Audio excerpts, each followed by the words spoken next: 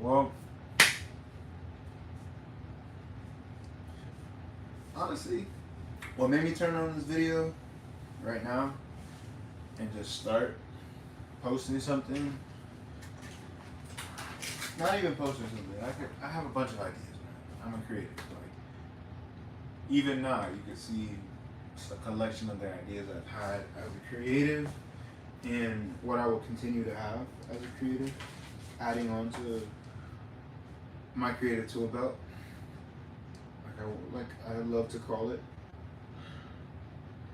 But I was watching a video earlier today, and it just put me in a mode of inspiration and wanting to just start doing it, going, and not get bogged out over the little things like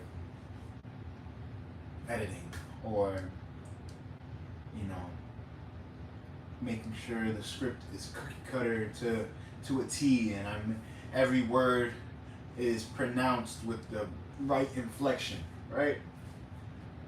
But then that gets to a point where it's just gonna drain me, and I'm not gonna get anywhere, right? I'm not gonna get any good feedback. Why? Because you can't get you cannot get good feedback if you don't post, right? And if I'm sitting here thinking about one aspect of one video, how am I gonna grow? How am I gonna grow? I can't if I'm under these circumstances, right? And I don't know. Lately, for me, it's been a lot of growth and seeing how my growth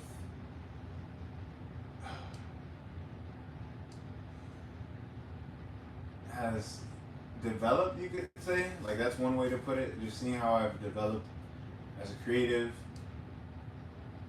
as a man, as a human, as a Christian, as a brother, as a son. So I think within myself internally, I think I've grown.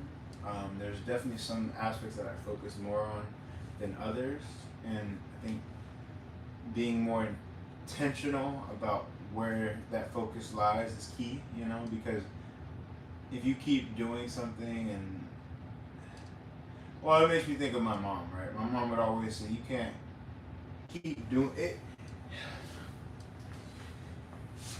Insanity is doing the same thing over and over again, expecting a different result. And if I'm not happy with where I'm at, what does that change? What's that tweak? What's gonna be the difference maker for me? Now, if it starts with posting into this abyss that is YouTube and hoping that one of you is at least some point into this video to where you care, but even if you didn't care, I think that's what it is. Like posting if no one was there. Like I could be like this, just talking to a wall. And how I see it, I could talk to a wall anywhere. So the only difference is this one is a camera. So just removing that barrier and getting started on just creating more for me, right? Because I'm in that stage where, and I'm grateful for this, right? I'm at the point where my creativity can afford me the ability to have stability, right? My creativity is giving me stability, but it's giving me stability in the sense of a 9 to 5. And then the 9 to 5 I do is very creative. Like I'm not saying I'm mad about that part. I'm grateful. But there's aspects where I feel like as a creative and what I do innately in my bigger purpose can get drained because I'm constantly pouring into other cups and not refilling mine, right? Whether that be projects that I'm working on in my day-to-day at the job or just requests that people will have because they think of me as, you know, the artistic go-to, the guy, right? And there's nothing wrong with that. Like I admire that. I like being that person for people that if you have something on your mind or something, an idea, and you want to bring it to life, come to me. Walk this way, right? Like, I love that idea. I love that aspect, and I think that's where I'm grateful for the ability to know that this is something that it genuinely gives me passion, right? I'm able to think of an idea and then have it come into the world, but then also because of my ideas being so impactful and the ones I've already placed into the world, that when others have an idea, they want to bring me on along to the ride, right? And they want me to help them bring it into fruition and make it a reality. That's cool to me. I really love that. I'm not gonna knock that, right? I just think for me, I gotta find that balance between determining what is worth my time and what's not. And back to that intention, that word of intention, right? Seeing if it's gonna help me or be viable, or is it just gonna drain me, right? And then those points, once I can answer that question, wholeheartedly answer that question and be like, okay, is this a draining project or is this a fulfilling project, right? Then I'll act. And if it's draining, I can spend my time doing something way more efficient or quote unquote valuable for my overall development as a creative. And just sitting in and not giving myself the time to reflect on just either it can be an idea that I'm simmering and I put in the back of my head just to kind of let it go and cultivate a little, or ideas that I'm already working on, right? Having that rest time, because I don't know, for me, I'm always thinking. I'm always trying to think of a new idea, a new way to infuse my own experiences or my own way of thinking into our day to day. And I would say it's a blessing and a curse, right? Because it's a blessing to be able to have this many ideas at once, and I'm grateful for that. The curse is when you have so many ideas that it kind of halts you, because so many to choose from that you don't know which one to start with, right? And I'm battling with this, going through this myself as a regular, day-to-day creative, right?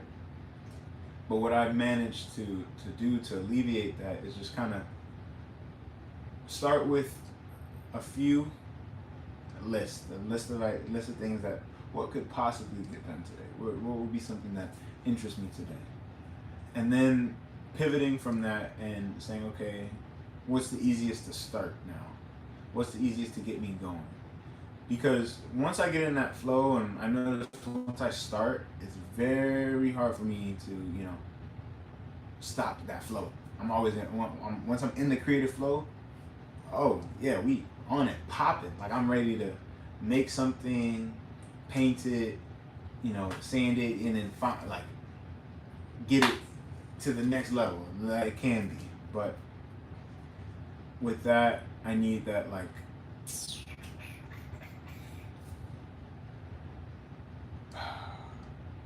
that push, you could say, that the domino. Get that domino effect, and then it could just keep rolling from there. And then you're building. I wouldn't even say a domino, it's a snowball. Definitely a snowball, because it keeps cementing itself and then adding until it's a full-fledged creative snowball. And that's where I've managed to succeed in terms of finding ways to create, even when I'm stressed, or even when after a long day of work, getting in a couple of little notes in the journal, or writing something simple, right? Just drawing, sketching, anything that I can do to get my mind in a peace flow state, I do it. And I start there, and then where it leads is up to, it's above me at that point. right? Because I'm just on a flow. I just go and start and start and start and just see where it goes. And if it ends up being something of, you know, high regard, or even something minimal, at least I started. I gave myself the chance for it to be either of the two. Because if I sit around and if I look and be like, dang, this is a good one. This is a good one. This one's a good one too. I think maybe I could do this one first, and then this one, and then this one, this one, this one.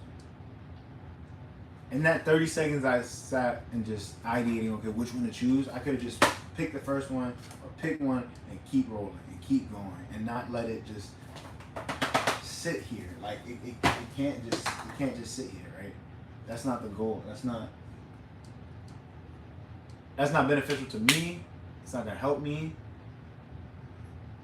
This is just a means to an end. Like my sketchbook is a means to an end, right? My journals means to an end, right? And the end goal is understanding myself, my creativity, and expressing myself to the world, right? But when you have so much to express, it can get confusing. Okay, what do I do? What do I post? Or not even, no, forget what I post. What do I want to say today? How am I feeling today? That one question in general, or what do I want to create today, is a lot wrapped up in it. There's a lot that goes into just that simple phrase. What do I want to make? And writing it down alleviates that for me, but acting on it really puts it into a different ballgame. And this is me trying to just